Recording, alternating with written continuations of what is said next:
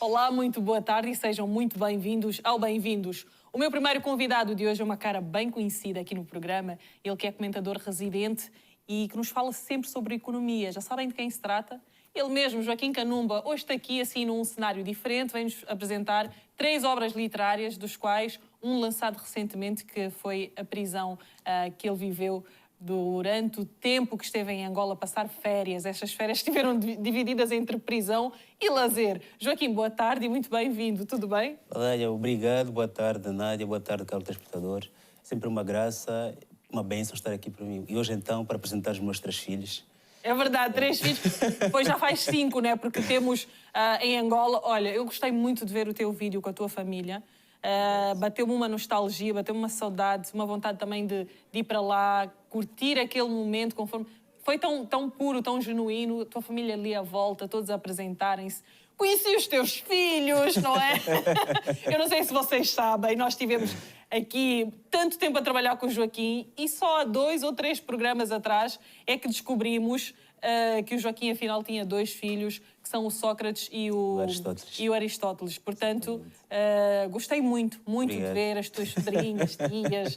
Foi muito bom, Joaquim. A e para avó ti? também. A avó, é verdade. Para ti, como é que foi receber este calor? Há quanto tempo é que já não ias para lá? Eu não ia para Angola há 2 anos, por causa da pandemia, né? Porque eu costumava Sim. viajar anualmente, mas, ponto, por causa da pandemia fiquei 2 anos. Também foi bom porque eu acumulei mais saudade, me deu para voltar com mais reservas, portanto foi muito bom. E Mas houve ali um agridoce, não é? Houve um agridoce por causa do capaninho na prisão, né? Angola, eu acho que é um dos únicos países em que a chegada faz-se teste de Covid aos viajantes, digamos. E eu tive... Quando já te é obrigado a fazer um teste antes de embarcares, não é? Exatamente. Um tempo determinado de 48 horas, pelo menos? Exato, 48 horas de obrigação. Mas em Angola, a chegada do país também exige. É bom, é mau, na perspectiva de quem esteve na prisão, como eu, é mau, porque está lá dentro, acolher um complexo. Já agora, parabéns ao governo angolano pelo trabalho. Portanto, para o contexto de Angola é necessário a quarentena institucional, né? Mas, como estava a dizer, para quem esteve lá dentro é triste porque é uma situação difícil de aceitar, né? E para o povo em geral é bom para que quem chega do exterior do país não possa erradicar o vírus todos. Por exemplo, se eu não fosse a quarentena obrigatória, se calhar passava o vírus aos meus filhos, aos meus pais, à minha avó, portanto, a toda a família. Desencadeado logo uma série de problemas. Exatamente. E não sabe, cada indivíduo reage de forma diferente em relação ao vírus. Portanto, se calhar seria fatal. Nessa perspectiva, foi bom. O que se criou para Angola tanto parabéns, portanto, e eu sofri um bocadinho porque estive 14 dias Meu Deus. de quarentena. Eu acredito que a nível psicológico deve ter sido muito mau, não é? Porque tu, passado 2 anos, de repente chegas a Angola, não é? Tu já estás formatado para que, ok, a partir de agora vou abraçar os meus filhos, vou ficar com a minha família, vou ver um bocadinho do meu país, mas não. Sais do aeroporto diretamente para uma prisão, não é? No momento que eu vi a terra, a felicidade explode porque cheguei em casa. O pisar naquele chão, sentir aquele cheiro de Angola, o calor vibrante que vem logo te abraçar. Exatamente. Portanto, aí naquele momento que, feito o teste, chamaram-me de parte para repetir o teste. É um dos testes que eu detesto fazer, mas repetindo no momento 4 vezes, ainda pedi a 5ª vez porque eu não estava a acreditar. Uma contraprova. Exatamente, e tive que fazer mais do mesmo meu pai. Depois eles disseram, Joaquim, vais ter que ir mesmo para a quarentena institucional. Não demorou, o processo é rápido, chamam logo a ambulância, vai logo para a ambulância. Meu Deus. E na ambulância você não consegue ver o exterior da rua, é tudo fechado e então... O Covid não passa, não é? Pode passar ainda. Se tu olhares, pode passar pelos olhos. Uau, isto também é... Foi muito triste. E depois tem porque as condições lá dentro não são das melhores. Então, ou seja, a ideia é louvável, o projeto é louvável, mas lá dentro as condições não são das melhores, porque as refeições não são as boas. Eu fiquei 14 dias sem provar uma refeição quente, já agora. E escrever o texto, comecei a escrever o livro, digamos, são 60 páginas, portanto, vou chamar o texto porque lê-se em um dia e 2 horas. Comecei a escrever depois de 3 dias, porque nos primeiros dias quase entrei em depressão, porque era difícil aceitar. Fiquei 2 anos em Portugal, queria aproveitar o momento com a família, não era possível. Queria chegar a casa a comer bem, não é? Exatamente. Tu se calhar já saíste daqui formatado, uma boa muamba, não é? Chegas lá, estás a receber pacotinhos de sumo com bolacha. 1000 planos, tinha projetos de apresentar alguns projetos pessoais ao governo de Angola, tinha a ONG, nossa ONG também levei para apresentar alguns projetos. Muitos programas não foram realizados, muitos sonhos não foram realizados depois de 2 anos. Portanto, foi muito triste. E três dias depois eu aceitei a situação e disse, pá, já que estou cá, por que não aproveitar o meu lado escritor e relatar o que estou cá a viver? Porque, ora, Nádia, tudo o que acontece no mundo, todo o conhecimento que existe no mundo, estão nos livros, né? É verdade. Quem esteve preso escreveu o que aprendeu na prisão e deixou. Portanto, amanhã alguém, quando estiver na prisão, antes de ir para a prisão, porque se calhar alguém ou outro pode experimentar o mesmo trajeto da quarentena, chama prisão para dar um style literário, né? Mas é quarentena, então, como diz o subtítulo, né? A quarentena obrigatória, que para mim... O isolamento, não é? Sim, mas que para mim foi prisão porque me foi proibida a livre circulação, né? Me foi proibido, ou seja, me tiraram a minha liberdade de circulação, né? Conseguias ver os teus parentes enquanto estiveste lá? Não, porque segundo, pá, quem podia receber insumos, né? Apoio, alimentação, saldo, limão, outras coisas, mas não podia ver familiares porque segundo, o vírus era transmitido, portanto, Vendo, quem não é? viesse ficava na porta, deixava os insumos e depois ia-se embora. Eu só via os meus familiares 14 dias depois. É como que estivesse mesmo em Portugal, né? Só que em condições diferentes, né? Só que, Pronto. tanto naquela alimentação, naquelas condições difíceis. Mas, Joaquim, só para darmos aqui um ponto de situação, a questão prisão é uma metáfora. É uma metáfora, não é real. Ele não esteve na cadeia algemado, mas Exato. pronto, metaforicamente Claro. Uhum. Eu tenho uma frase que diz, pá, há coisas que só saberá quem ler. Portanto, quem ler saberá exatamente que prisão Joaquim viveu, porque está tudo ali escrito, né? E uma forma também de Exatamente. chamar a atenção. É a prisão, a pessoa já nem lê nada. Só lê Por isso- na prisão, 14 dias, quero o livro. Há pessoas que compram o livro, depois ligaram-me, Joaquim, então estiveste na prisão? Quer dizer, Não estou a ver aqui o número da cela. Mas é para dizer que o que aprendi na prisão tem a ver com o respeito à liberdade, o gozar da liberdade, né? O respeito do aprender a viver na solidão. Temos lá uma colega de prisão que 3 dias depois começou a dar até problemas mentais porque não conseguia viver naquela solidão. Então, aprender a viver sozinho, a gostar da nossa própria companhia, antes de qualquer situação, mesmo quando há pessoas que queiram estar connosco, é importante, porque eu lá dentro percebi que não havia ninguém para conversar, mas eu gostava da minha companhia. Então, aprendi que a liberdade vale milhões, né? Quem está hoje a circular deve aproveitar isso. E o silêncio, a solidão também é uma riqueza, porque é nesse momento de solidão que conseguimos pensar em nós mesmos, nossos problemas, nossos projetos. Portanto, é tudo isso, muita coisa que eu aprendi está aí no livro. Quem quer perceber mais detalhes sobre o que é que Joaquim, como ocorreu o processo, o que é que eu aprendi de facto, porque mesmo escrevi o que aprendi na prisão, está nesse livro de 60 páginas que pode ser lido em apenas 1 hora, para quem E gosta. pode ser adquirido aqui em Portugal, tanto como em Angola. Sim, pode ser a partir das minhas redes sociais, Joaquim Canumbo, se ler fosse moda. Portanto, está o link do site, podes comprar o livro a partir mesmo do site. E para quem está em Angola, portanto, enviamos o livro porque ainda temos problemas de compras online, né? Portanto, Sim, é verdade. para quem chegar está lá, né? Você já leu 500 livros antes. Exatamente, para quem está cá na Europa, portanto, a venda é pela via do site, está no link da minha página, das redes sociais. E para quem está em Angola, manda uma mensagem para mim e nós enviamos o livro em formato físico ou em e-book. Muito bem. Joaquim, pronto, de tudo o que tu viveste, né, já percebi que tiraste muitas lições e que acredito que a partir de agora serias incapaz de prescindir da tua liberdade, portanto vais-te proteger sempre, de modo a que não a percas de maneira nenhuma. Apesar de ter sido algo involuntário, tu não escolheste estar infectado, até porque saíste daqui com um teste negativo. Agora, falando um bocadinho da Angola e da forma como a Angola tem agido perante esta situação, achas que depois de quase 3 anos, vamos fazer 2 ou 3? 2019. 20, pronto, fazemos agora 2 anos. Acreditas que a Angola está a agir da melhor forma, já passado esses 2 anos, com grandes avanços a nível internacional? Se formos a ver, já nenhum país faz isso, como tu disseste bem. Achas que este é o melhor caminho, isolar as pessoas? Qual é o teu ponto de vista? O nosso problema é o de base. Nós estamos a resolver pelas consequências. Por exemplo, a criação do centro de quarentena criou-se porque nós não temos condições estruturais para que quem mesmo estivesse doente pudesse ter cuidados básicos, né? Porque nós não temos água em condições, não temos sabão, né? Que tem sabão, se calhar são alguns que têm sabão. Pois. Álcool gel e eu, quando, por exemplo, disse aos meus amigos que estava de quarentena, como é que é? Como a corona mesmo existe? Quer dizer, ainda é um facto da distância, né? Porque, ponto, também há questões de literacia e não só. Mas eu acho que, para a realidade do nosso país, o centro de quarentena, se calhar, foi bem pensado. Porque há questões de base que faltam. Que as pessoas, por exemplo, em Angola, não têm moradas, né? Alguém chega, tem coronavírus, portanto, não tem onde ser colocado. As pessoas Claro. não têm... Não tem como monitorizar aquela pessoa. Exatamente. Ou seja, para a realidade de Angola, aquele centro foi bem criado. Depois, claramente, falta melhorar as condições lá dentro, né? Porque há pessoas que... Eu disse, por exemplo, para mim, eu preferia ter Covid em Portugal, porque eu lá, por exemplo, teria melhores condições do que aqui, né? Mas, aceitando em relação ao contexto de Angola, sim. Agora, como é que esse problema está a ser tratado no país?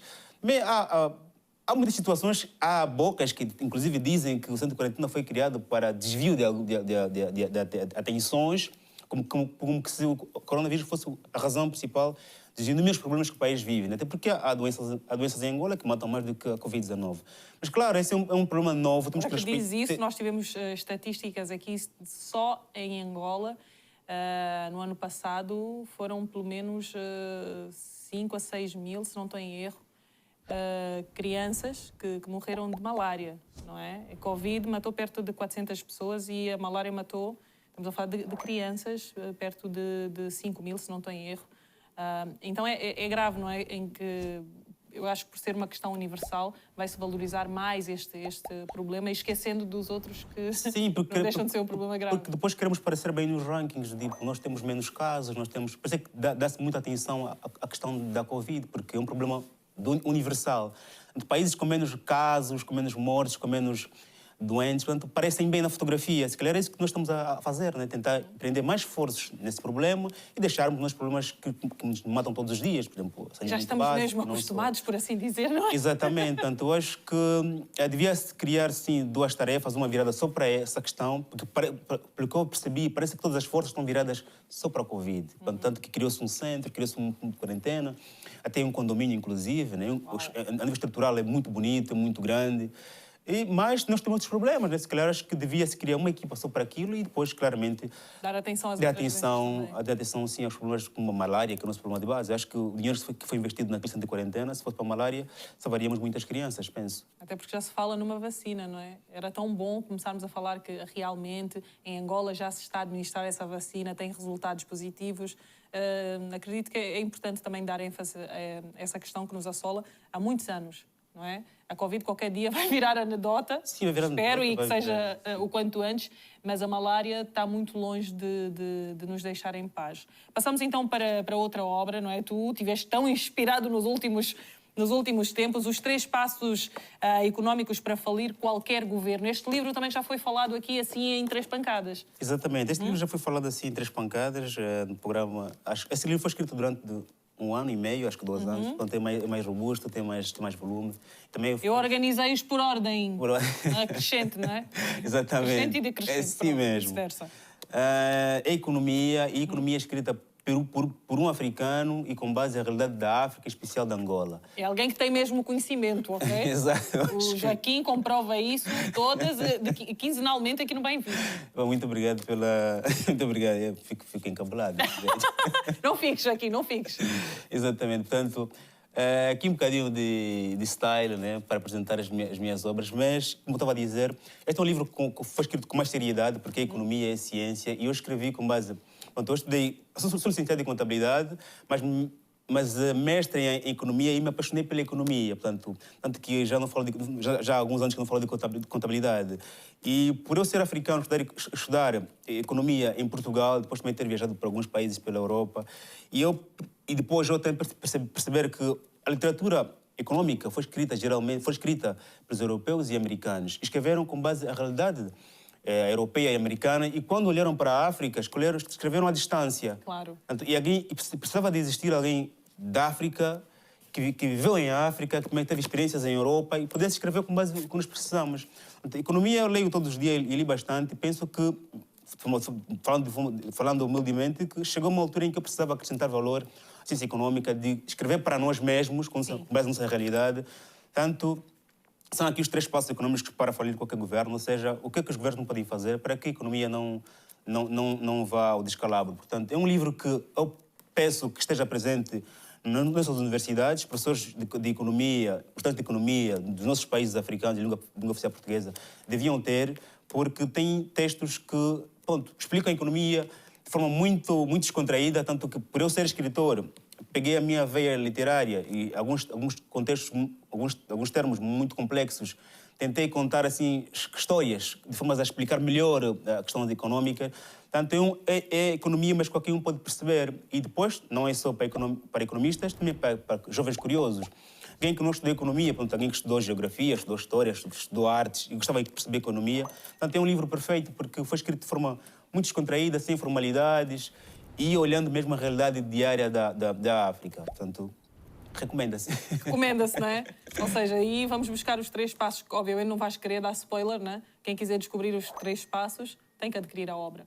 Exatamente, mas sim, tem que adquirir a obra, mas deixando aqui já o que é que tem aqui, o que é que o livro reserva. Portanto, eu falei de várias questões, desde o problema da produção, o problema do trabalho, o problema do trabalho, eu falo da questão de emprego, desemprego, das questões agora também hoje em dia discute-se muito a questão da carga horária, portanto, trabalhamos 8 horas ou 9 horas, mas aqui defendo a ideia de trabalharmos 6 horas por dia e explico as razões pelas quais, na minha visão enquanto economista, era importante vocês trabalharem somente 6 horas. Por questões ligadas à alimentação, porque, olha, agora vejamos, eu tenho uma ONG e eu sei que em África há fome, passa-se fome. O que é que se passa? Não há comida, qual é o problema? É a distribuição, é o transporte, é a produção. Falo também das questões ambientais, nenhum problema hoje muito... Não dá para fugir para nós economistas, porque as questões ambientais, desde o clima e não só, portanto, está ligada à nossa vida diária, né? Porque aí as questões ambientais vão chocar na produção nacional, vão chocar a nossa própria alimentação, a forma como nos vestimos, como lidamos com o ambiente todo. Portanto, também falo das obrigações dos governos em relação à economia, porque vejamos, os governos têm poderes que as pessoas não têm, portanto, como é que os governos podem utilizar esses seus diversos poderes, né? De forma a não só permanecer no poder por mais tempos, como também a aumentar os níveis de vida das populações. Portanto, é um livro que acho que faz uma viagem a todos os setores da vida econômica. E quais são os 3 passos econômicos? Portanto, falo aqui de mercantilismo, que é quando o Estado decide enriquecer-se, porque é que faz isso? Qual é a visão por detrás disso? É a questão da cleptocracia, que é do enriquecimento das pessoas do Estado, deixando as populações à mercê.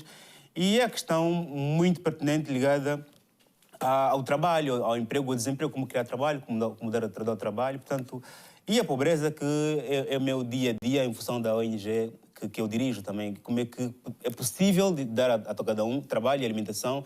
E depois trago um problema muito pertinente para a África, que é a questão da habitação. Nós não temos casa e eu digo que é possível darmos casa a todos. Como? Porque existem vários modelos de distribuição de casa, desde a habitação social, habitação dirigida, habitação universitária, habitação de transição, habitação dirigida, portanto, há vários tipos de modelos para que todos tenham habitação. E eu, depois aqui no livro, é só os nossos professores, os nossos líderes, os jovens também lerem, porque os jovens também... um tempinho para ler, não é? Sim, porque os jovens também, alguns reclamam de tudo e, sobretudo, sem saber as questões, né? Porque é que o governo não está a dar trabalho? Se você ler, saber das coisas, vais à manifestação, por exemplo, né? Mais esclarecido, né? Exatamente. E com base, não é? E eu também falo disso, ou seja, explico a questão do trabalho com base à história de alguns jovens que foram à manifestação. Portanto, é um livro muito apaixonante que... Recomendas claramente a qualquer pessoa, não é? Sim, em especial aos professores e os dirigentes, mas toda a gente devia ter conhecido. Sim, eu estou disposto, por exemplo, a enviar um livro a cada universidade de Angola, de Cabo Verde, de Moçambique. Pode ser de forma gratuita, mas a minha ideia é que cada universidade nossa tenha esse livro, né? Porque nós estamos a pensar em traduzir o livro para inglês, para que também o inglês possa ler, né? Porque a África é um país poliglota, um continente poliglota, tem francês, tem inglês, para que também os nigerianos possam ler, os africanos possam ler. Portanto, acho que é uma missão nossa, enquanto africanos, escrevemos para nós, sobre nós mesmos, e também facilitarmos a entrega dos livros. Esses livros aqui também estão disponíveis em e-book, são preços mais acessíveis. Portanto, recomendo. E quem nos está a assistir e faz parte de uma universidade, portanto, tenta contactar-me. E eu faço questão de enviar, pelo menos a cada biblioteca das nossas universidades, um livro de economia, escrito por um economista. Angolano. Jovem. Com uma visão mais século XXI. Eu acho que é importante, porque eu quando vou às nossas livrarias, bibliotecas, têm livros de economia, mas são todos ocidentais. E isso... Então, estamos na hora de começamos a quebrar aos poucos e começamos a lermos os nossos próprios livros, não só de economia, como toda a literatura existente, penso. Muito bem. Joaquim, vamos passar muito rapidamente para o último, as facetas da vida, que já foi apresentado. Sim, falando assim bem rapidamente, bem resumidamente. Portanto, é a segunda edição Estou aqui a fuxicar aqui Exatamente. o autógrafo, que afinal é para RTP África. Não, eu trouxe também 3 livros para a Nádia, estão ali. Obrigada, obrigada. Eu gosto muito de ler, muito mesmo. Exatamente. Esta aqui, pronto, é a segunda edição, porquê? Porque o escritor tem a oportunidade de, na segunda edição, melhorar o livro, né? Quando nós vendemos um livro... Joaquim, desculpa, não. Eu abri aqui uma página, bem, toma, eu vou mexer lá para casa. Quem será o meu amor? Sim, senhora. Isto aqui obriga a pessoa a ler logo. O meu amor és tu que estás a ler esse livro. Ei, meu Deus, isso é uma chapada logo na cara. A pessoa não consegue parar de ler. São textos muito curtos. A minha ideia é mesmo promover o hábito de leitura, né? Textos curtos, bem objetivos. Também essa é a ideia. E este livro aqui trata das dimensões da pessoa humana, são várias, né? Que tem o amor, o dinheiro, a política, a ciência, portanto, uma coisa que nos rodeia. É que no centro tem uma senhora que está em autoconstrução, né? Exatamente. É que eu digo que nós somos diamantes, mas diamantes brutos, né? Precisamos ser lapidados para que tenhamos um diamante com mais valor, né? Porque senão, exatamente. é um diamante que ninguém quer comprar, né? Portanto, É verdade. Por isso é que os brincos, os colares são mais caros, porque são diamantes lapidados. Nós também, seres humanos, somos assim. É isso mesmo. É a segunda edição Estamos em constante mudança, não é? Exatamente. E uma coisa que eu digo sempre às pessoas, não tenham medo de mudar a vossa linha de pensamento, porque ontem disseram que eram incapazes de fazer uma coisa e hoje fazem, porque ontem defendiam algo e hoje não defendem. Não há problema nenhum nisso. O importante é nós crescermos. É importante nós mudarmos a nossa mentalidade e sempre para o melhor, obviamente. Joaquim, muito obrigada. Obrigada mesmo. Gostei muito, logo, do que eu li aqui no começo. Isso, acho que são obras mesmo urgentes, como tu dizes, e bem.